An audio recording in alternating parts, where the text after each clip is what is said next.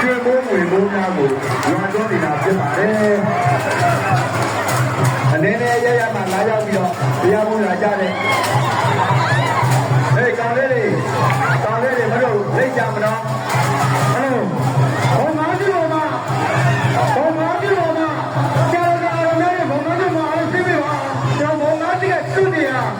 ကြာပြီးရတဲ့ကြောင့်အဲ့ဒီမြို့မှာရောက်လို့ပါဘုံမားကြီးပေါ်မှာပြင်ကြအားလုံးအခုသိပြီပါရုပ်တဲ့ခံပါရဲ့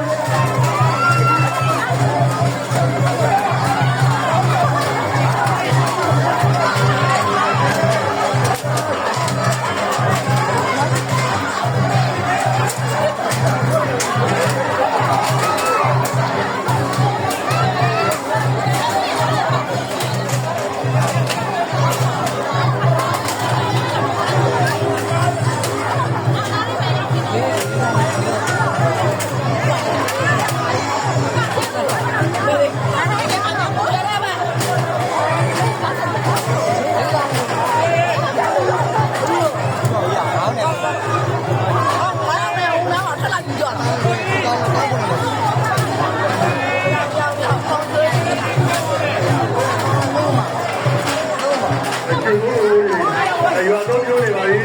ရွာချေကိုဝေလာဒီမှာသူတော်ကြီးဒီလိုကကြီးနဲ့ကြီးတော်ဒီနာနာအောင်မြင်လာကြလို့ခဲ့ပါလေတော့ပြတော့ကိုယ်တိုင်လိုက်လာကြ